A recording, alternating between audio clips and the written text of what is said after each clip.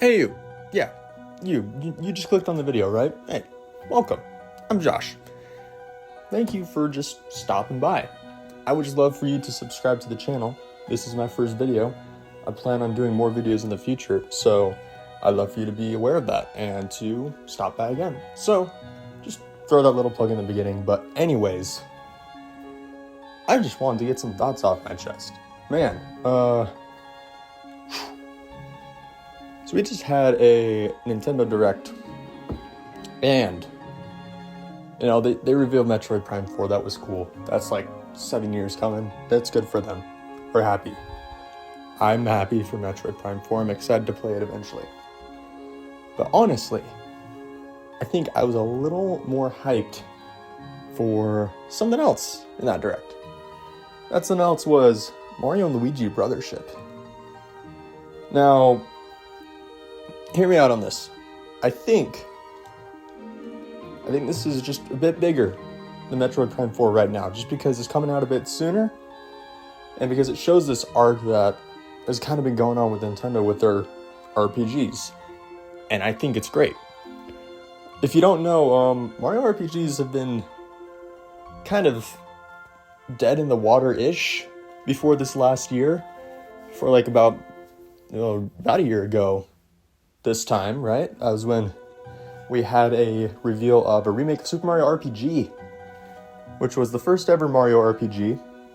They've kind of tested the waters with these games for a while. Back in like early 90s was when this game was first released. And, you know, after that they kind of spread out. They made the Paper Mario series, and then they made the Mario and Luigi series afterwards. And they're all doing great. They're all having a good old time. They're just partying, chilling. You know, people were enjoying these games. They didn't make a sequel to RPG, but Paper Mario and Mario and Luigi, people liked. People were having a good time. All the way up until about the Wii DS era. We had Super Paper Mario on the Wii.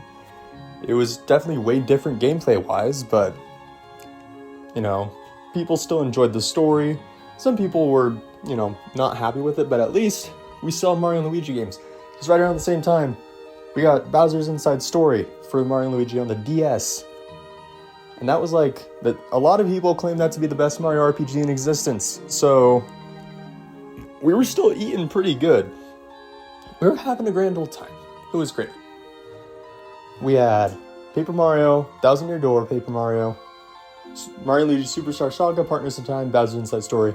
Super Paper Mario was a bit iffy for some people, but people were happy. You know, and then we got to like the 3DS, and apparently Nintendo decided to stop making Mario RPGs very fun.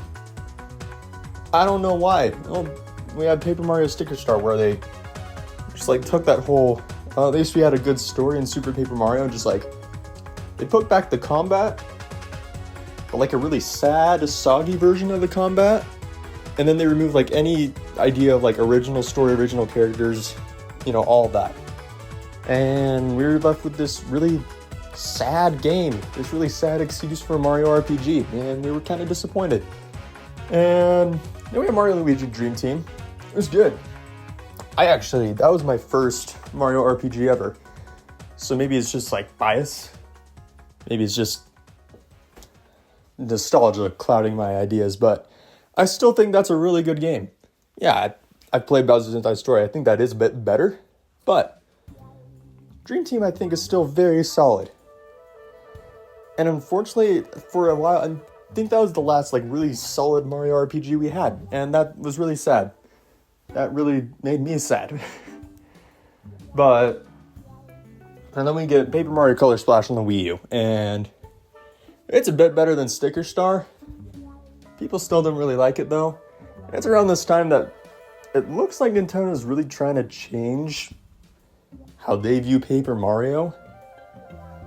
And I don't know, it's just, Color Splash is just kind of weird in my opinion. It just kind of plays a bit weird. It's just like recovering essentially from Sticker Star, and it's just weird. It's not horrible, but yeah, it's just got some weird mechanics. You don't level up, you do weird stuff with like your paint level. I don't know. I don't really know how to describe it, but yeah, it's still not this peak that we were used to in the Wii DS era, GameCube, that whole idea, right? Right. And then after that, we get, I believe it's right after that, we get Paper Jam, Mario and Luigi Paper Jam, where it's like this crossover between Mario and Luigi and Paper Mario. That should be like this exciting thing. The problem is, it's like Paper Mario infected Mario and Luigi with its blandness. That's how you want to call it. And then Mario and Luigi Paper Jam was like, it went from what should have been like a really cool game to an okay game. Like nothing crazy. Like it wasn't bad, but just like compared to these ideas from these first three games that were on the Game Boy Advance and the DS, man. And even like Dream Team's ideas, like some of Dream Team's unique characters, which, you know, there weren't a ton, but there were still some. And then Paper Jam is just like, and we got Toads and Goombas. Yeah, but this lack of originality just made the game a bit sad. And so we were just like at this point where it's, oh, well, dang. I really want better Mario RPGs. And granted, they gave us remake of a Superstar Saga, the first Mario and Luigi game. That was good. That was good. We liked that. I liked that. I played that. I was like, oh, this is good. This is really good. I'm happy. We're gonna start to ramp up again.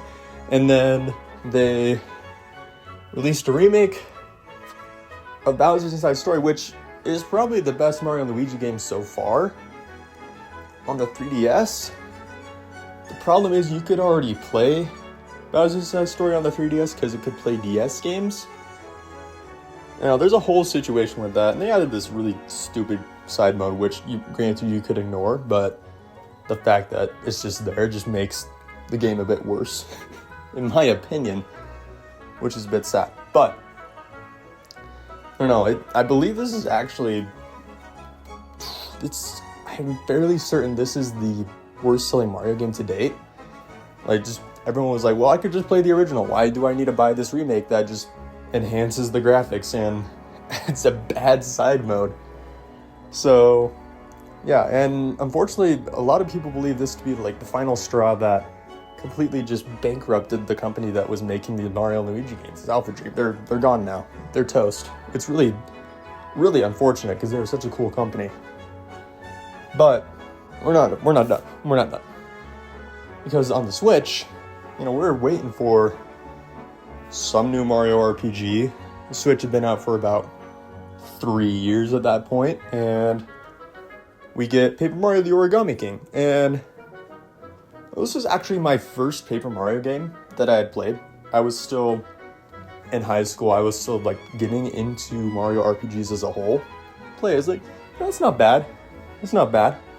I enjoyed it. It's just they abandoned RPG concepts entirely in this game, and it's just this action adventure that just happens to have turn-based combat, which like puzzles involved. And you know, I enjoyed a good amount of this game, but you know, then I played other games like the original Paper Mario. I played some of Thousand Year Door, and I was like, ooh. It's like they're treating it like a separate game genre because they are, and this isn't really a Mario RPG. And I was like, oh, well, that's kind of disappointing. It's still a fine game, but it made me a bit disappointed retroactively.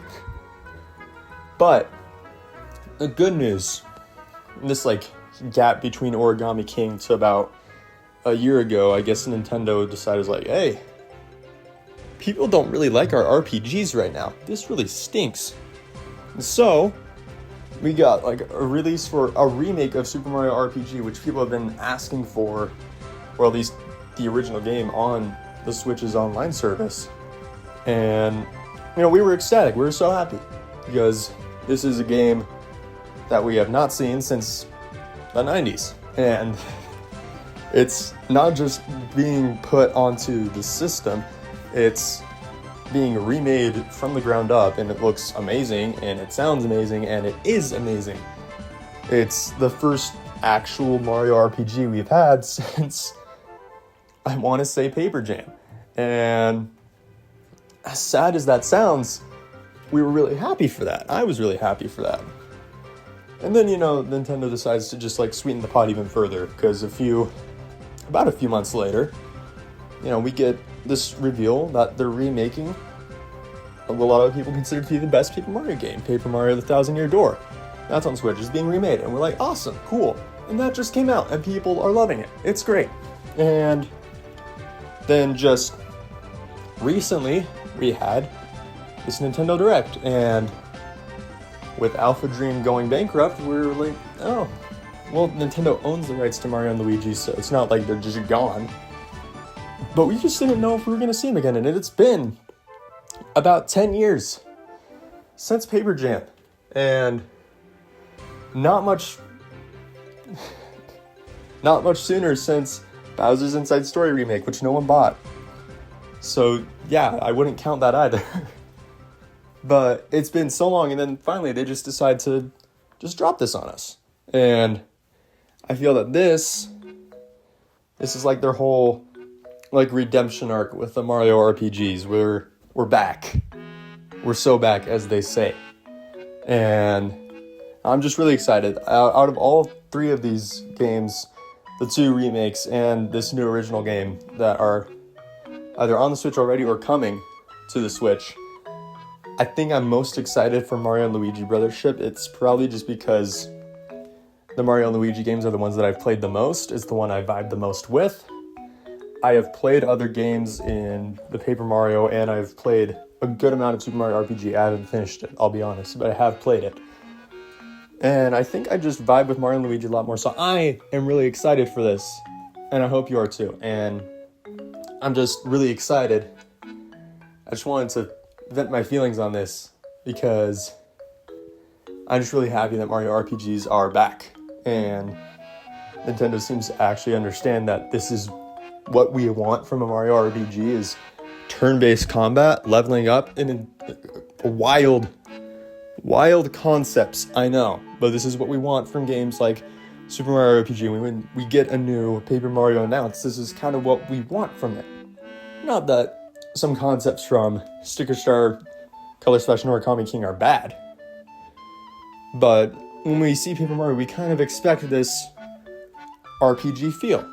Original characters, funny, weird, wacky, funny dialogue, and, a pretty good story. And it looks like we're finally getting that again, and that makes me happy. That just makes me a jolly fellow. But yeah, let me know down below your thoughts on this whole renaissance for Mario RPGs. Again, that's my first video on this channel, so if you want to subscribe, that would be awesome. And this is actually not the first video I planned to make, and then we got this revealed, so I made it. But I got some other ideas coming in the pipeline. I'm probably just going to talk mostly about Nintendo stuff, so I mean, if you clicked on this video, you probably like Nintendo, so stick around for more. But as always, I'm Josh, signing off. See ya.